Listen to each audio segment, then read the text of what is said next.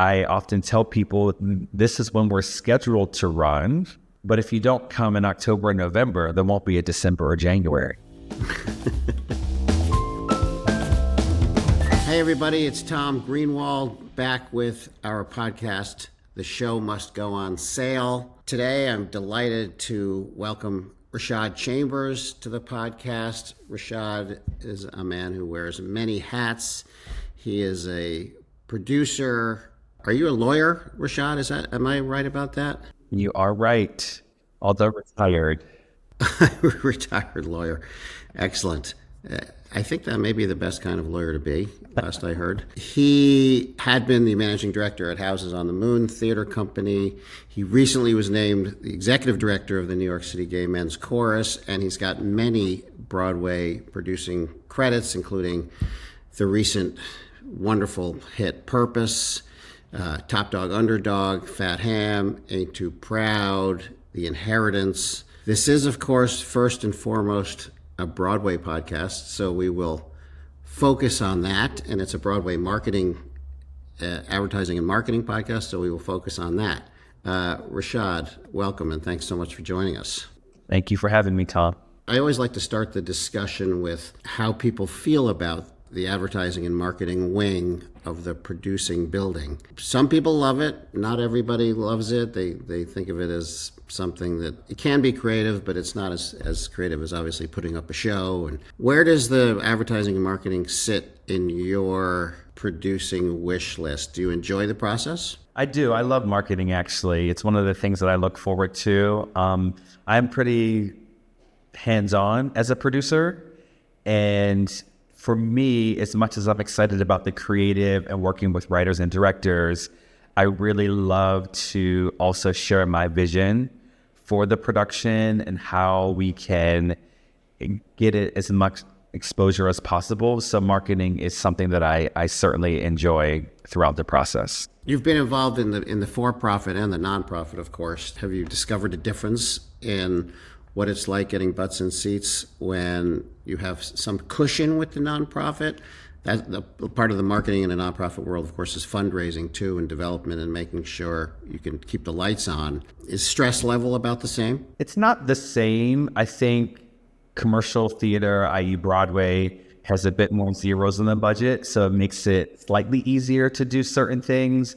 But even when you're doing something that's not for profit, at least for me, it's had the idea of moving on from the not-for-profit. So you're not only thinking about where you are at the present moment, but you're also figuring out how to keep some sort of continuity so that if and when you move on, the messaging is the same. So there are strategies that go for each one, and they each present their own opportunities and challenges. With what show did you make your Broadway debut as a producer? My first show was a play called American Son that starred Kerry Washington. Yeah, I remember it well. Did you find yourself enmeshed in the early marketing efforts for that show at all? Were you in the room where the posters and the key art and the early imagery was figured out? I was not. So it was my first show, and I was a co-producer on the project. So just to distinguish between the co-producers and the lead producers, when you're a co-producer, most of the marketing is already in the works. It may not be completely finished.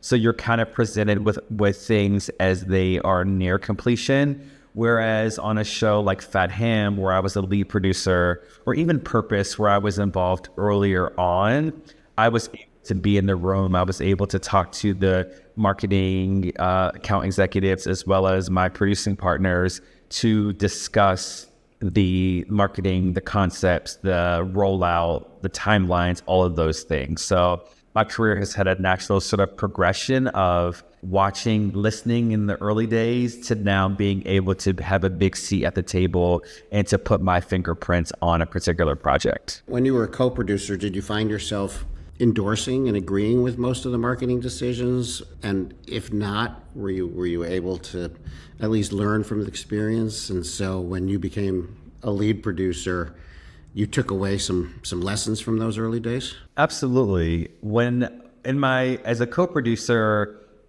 I did agree with most of the strategies and rollouts, and there were opportunities to weigh in. We would have co-producer / marketing meetings either every month or bi-monthly, where the lead producers and the marketing executives would sort of share everything, and we could ask questions, we could make suggestions, but obviously the ultimate decision was left up to the lead producer to make.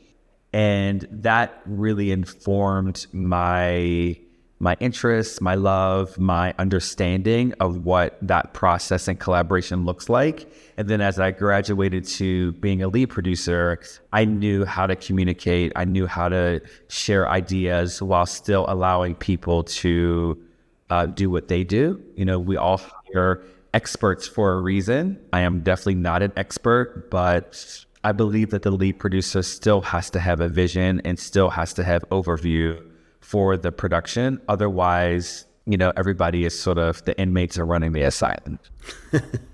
Since you started out as a co-pro on some of these earlier shows, did that give you empathy for the co-pros on your productions when you led? And did it make you more sympathetic to their wanting to chime in? Certainly. I mean, for me, it's best idea wins. And I really want it to be a community. And I want people to contribute, and maybe they see things in a way that I don't see them, but I still want it to be clear that ultimately it's my decision to make, because I'm the one in the trenches and I'm seeing the forest and the trees. But certainly I want people and co-producers of all skill sets, all demographics to be a part of the conversation, because that's what we want to come to our show. We want all ages, we want all demographics. So absolutely, I want it to be a continuous conversation, and I try to lead with the same level of empathy that I seek in return. Words to live by. You hear that, everybody? Take that to heart out there. What impact do you think that advertising and marketing and image making and developing the brand can actually have in the life of a show? How much weight do you give advertising? I think the general consensus in this business, and certainly people I've talked to so far, is that it can only impact a show up to a point, but it certainly has impact. Are you finding the same thing, basically? Yes, I honestly think it's critical. If people don't know about your show, they're not going to come and see it. So definitely need marketing and advertising to start the exposure, start the word of mouth, so that people can become interested and will want to ultimately buy a ticket. Also, when you are working on a show, depending on whether it's open-ended or a limited engagement, you want to create the messaging that goes along with the image, right? Is there urgency? Do people only have 16 weeks to see it? Is your show open-ended, but the success is critical to the timing at the beginning? I often tell people this is when we're scheduled to run, but if you don't come in October and November, there won't be a December or January.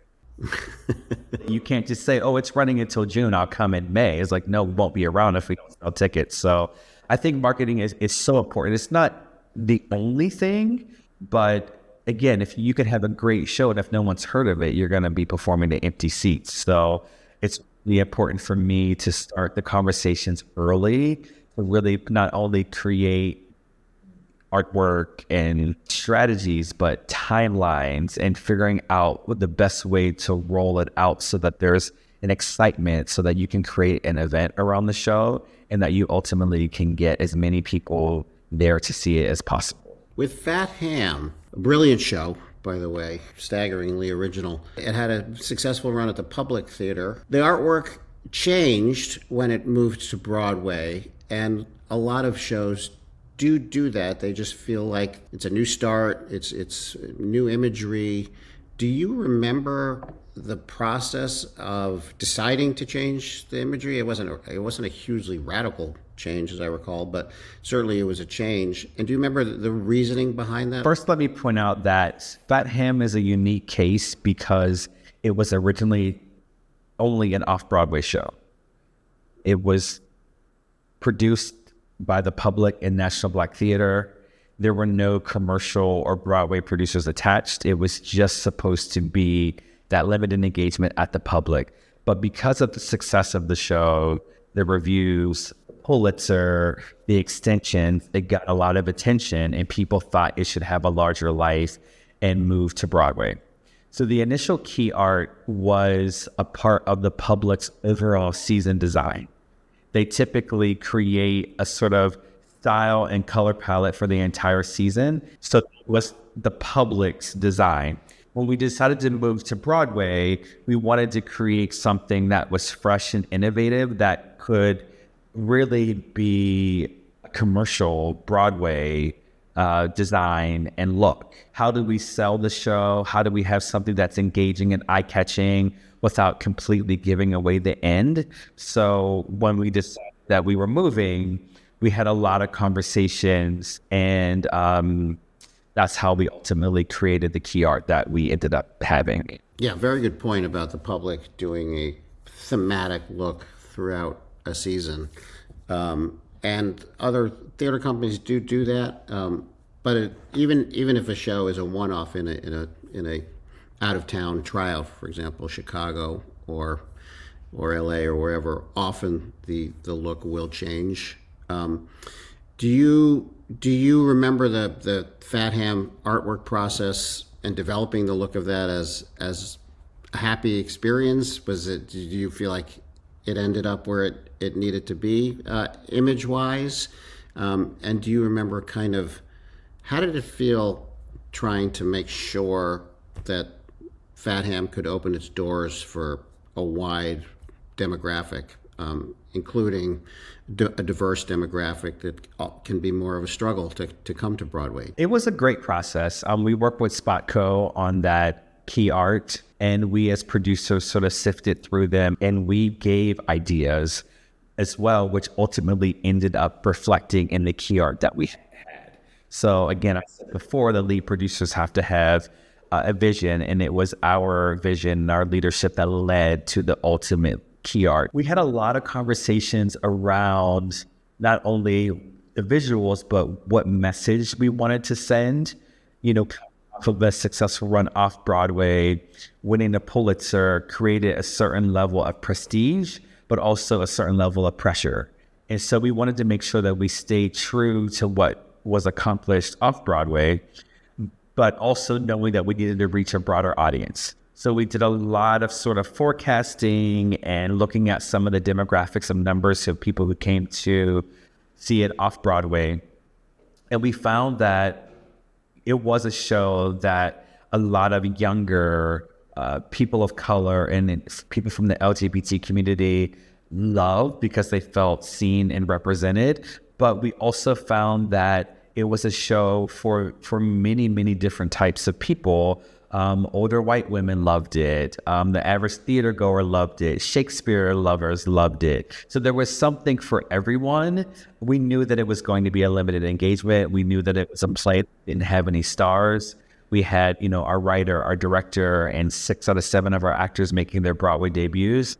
So there were certainly challenges, but we knew that it was a show that would be received well and that would stand the test of time. I also want to take this moment to point out that certain strategies that we create and curate for Broadway is for that moment, but we're also thinking about how the show can and will have a future life.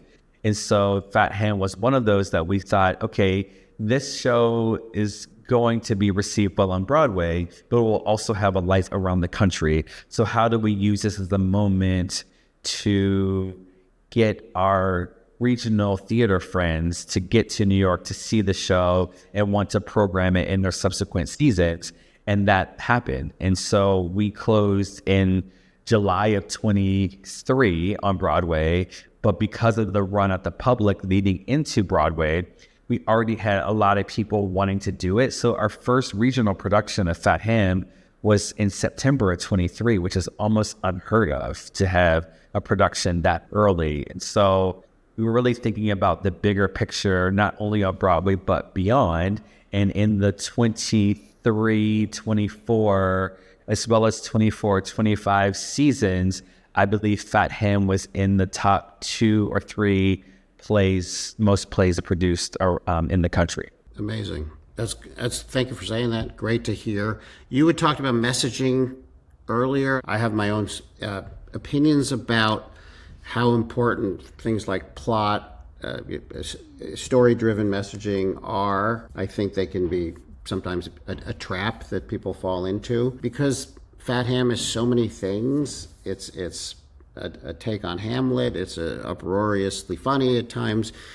Did you think that describing the kind of the guts of the play or the storyline of the play in marketing would theoretically be a positive when you were starting out, or just too confusing for the average consumer to understand? It was a combination of all those things, and there were several very nuanced conversations.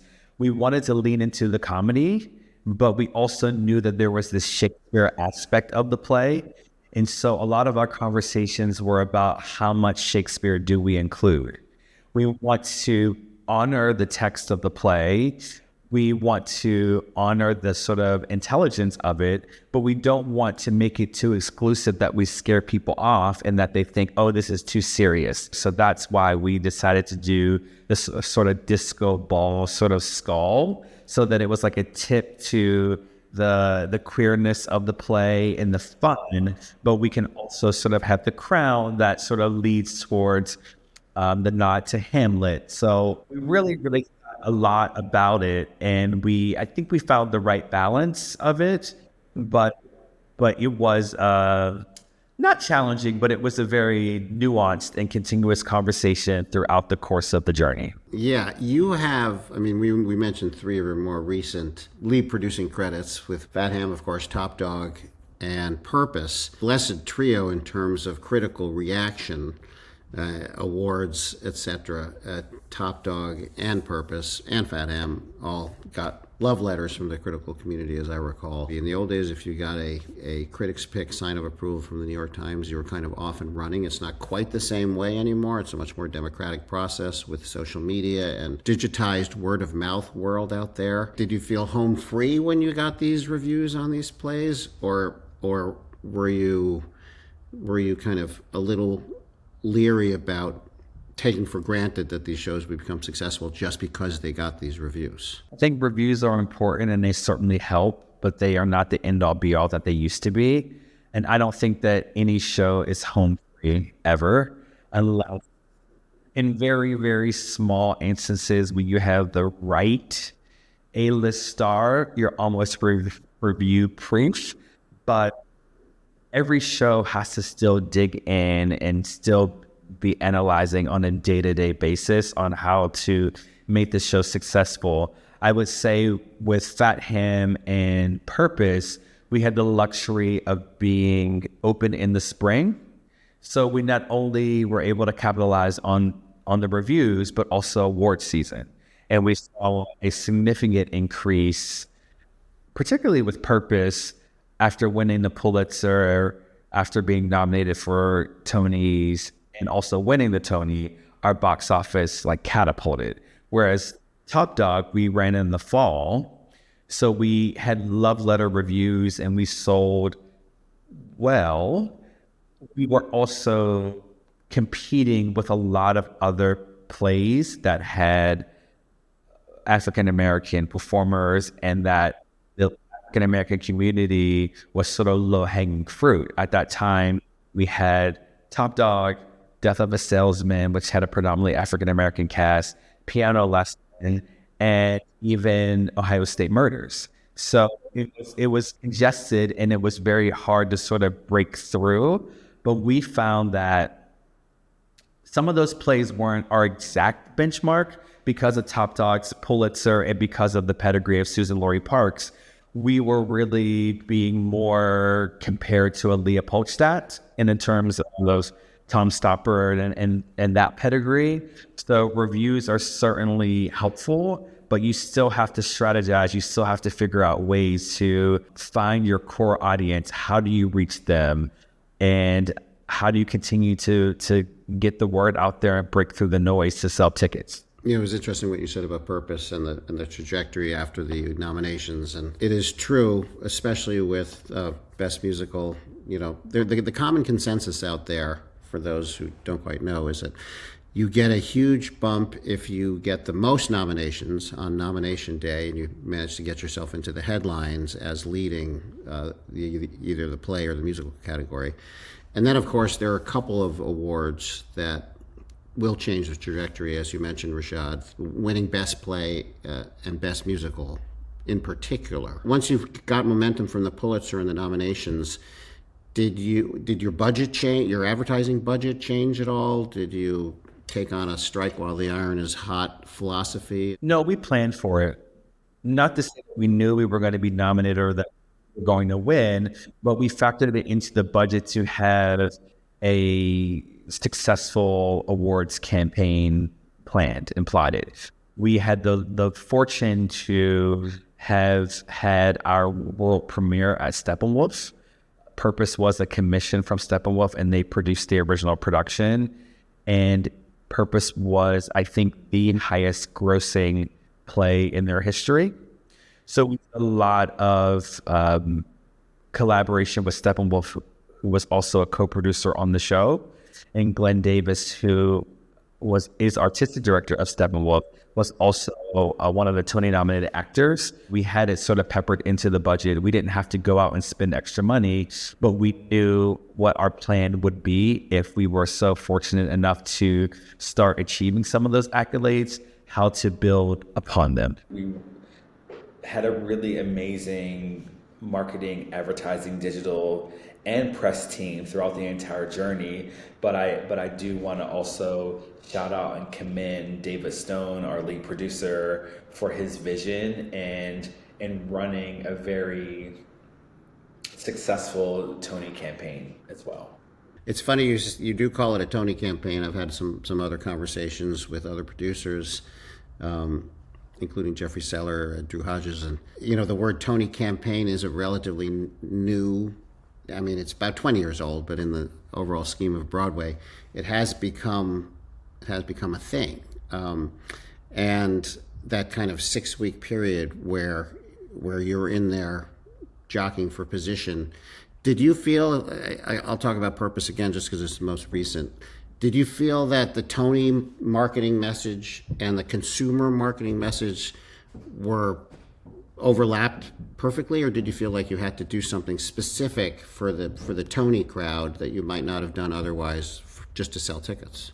In my opinion, they were aligned, and they were intentionally designed that way. We wanted to win the award, and we wanted to get people to come see the show. So there was a duality there. Brandon is Jacob Sinkins is one of our most celebrated playwrights of certainly my generation. He had just come off of a Tony win for Best Revival for Appropriate, and he got wonderful reviews for this new play. And so we wanted to celebrate that. We joked that the play's the thing, and in this case it was.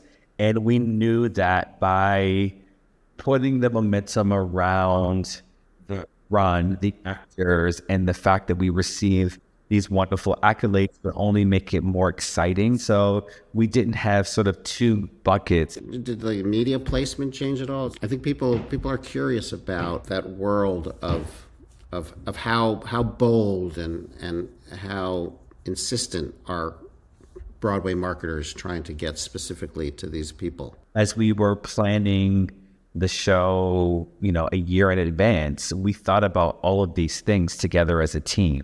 What does this look like? What resources are we allocating? Now, obviously, if we were not selling well, we didn't have the money, it would have changed in a different way because we would have had to rethink our plan. But we already had an idea of what that would look like. What do we want to do for outreach? What kind of quote unquote newsletter will we be sending out to voters? What type of, every sort of agency helps create and design Tony swag that we mail out. So we thought about all of those things in advance. So it was just a continuation of our vision as opposed to a pivot. And we were lucky enough to open in March that we had time. We had a good, 4 to 6 weeks before nominations even came out to take our used and be able to fine tune it. So it's a little bit of a different energy. So I would just say for us, we created our plan and our path early, and then we just stuck to that and delivered a really great campaign and outreach. Yeah, you're mentioning the calendar, which is so important. March is actually, I think, a great time because it's before the crush. Yeah, like you said, in the last weeks of April, not only do you not have a lot of time to kind of put your messaging together between opening and the Tony nominations, which usually come out the first week of May, but you're opening at the same time as 10 other shows in 12 days are opening, and it's very hard to find oxygen to make sure the consumer hears your message separated from all the other noise that's going on at the same exact time. When did you become the executive director of the Gay Men's Chorus? In May. Are you continuing your life, determined to continue your life as a commercial theater producer? How is it going wearing the various hats? It is my desire to do both and juggle both. Still figuring out what my bandwidth will be. Fortunately, I don't have any shows that are opening on Broadway this season, so I can take this full year to really give my all to the chorus. However, when I started in May, I was still working on Purpose, and I was about to open a show called Goddess at the Public. So I got a sort of taste of what it will be like to do double duty. And while I think it will be challenging, it's not impossible. So I'm hoping that Goddess will come to Broadway next season. And I've been approached about a couple of other things. So I'm figuring that out. And I'm going to just take my time and be honest with myself about what I can handle, because my work ethic means a lot to me. And so I don't like to do something unless I can give 100%. Excellent.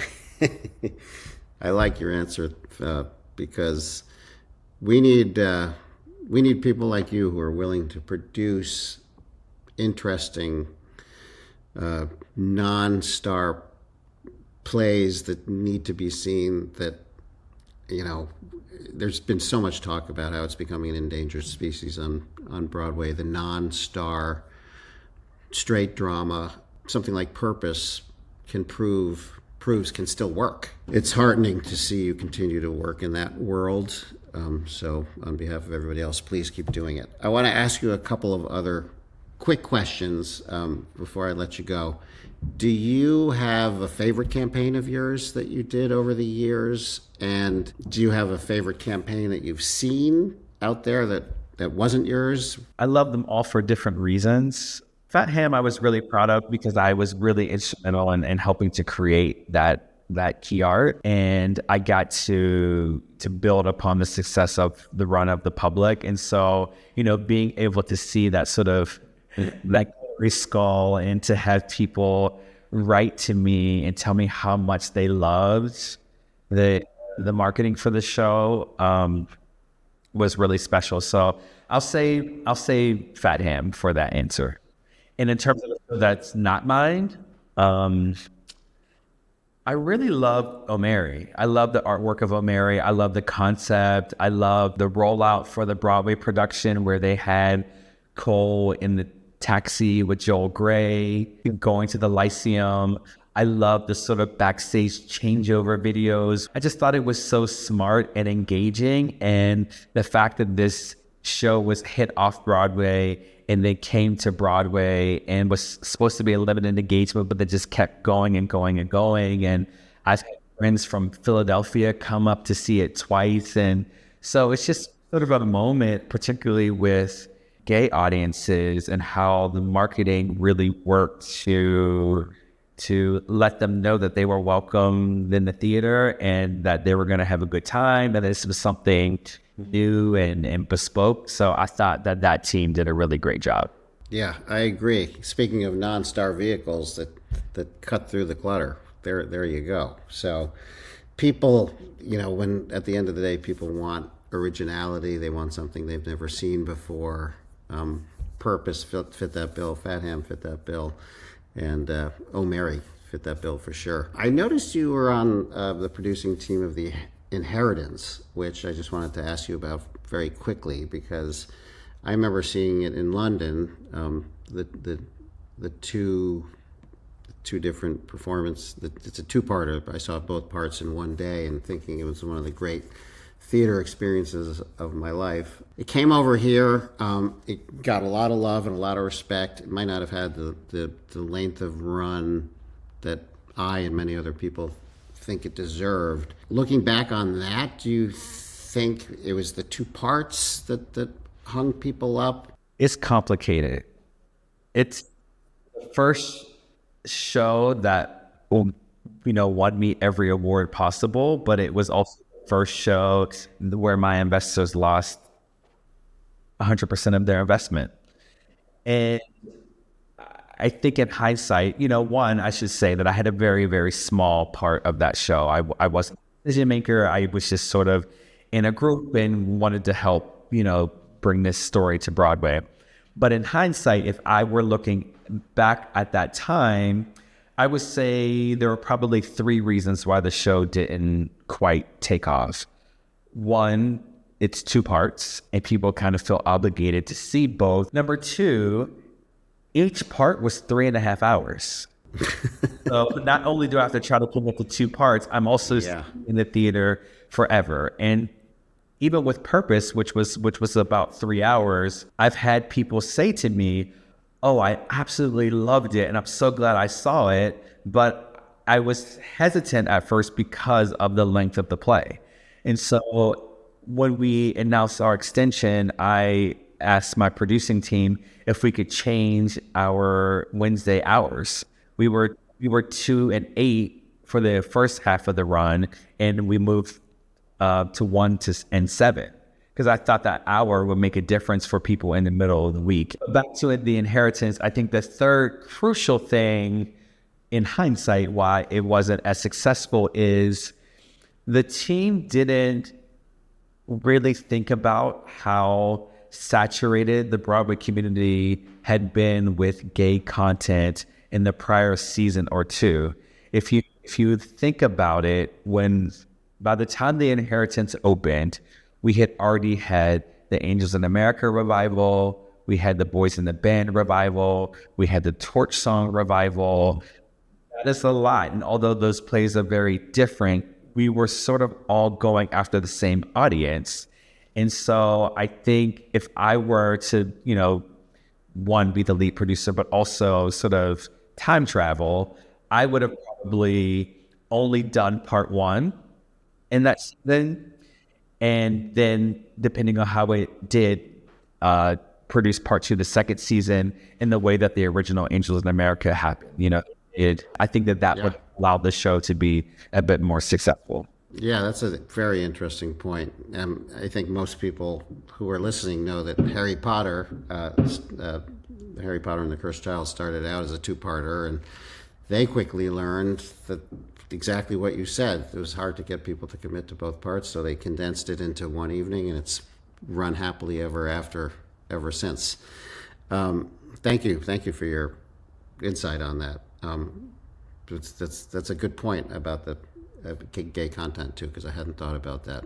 And the Angels in America, also I think the revival struggled a bit because of the 2 parts a bit. Rashad, thank you so much for spending this time with us. I greatly appreciate it. You're wonderful to talk to, and your track record speaks for itself. Again, Rashad, producer of the Pulitzer Prize winning Purpose, producer of Fat Ham, producer of TOPDOG UNDERDOG, current executive director of the Gay Men's Chorus, and lapsed retired lawyer. Thank you so much for joining us. It was really fun. Thanks. Thank you, Tom. I appreciate it.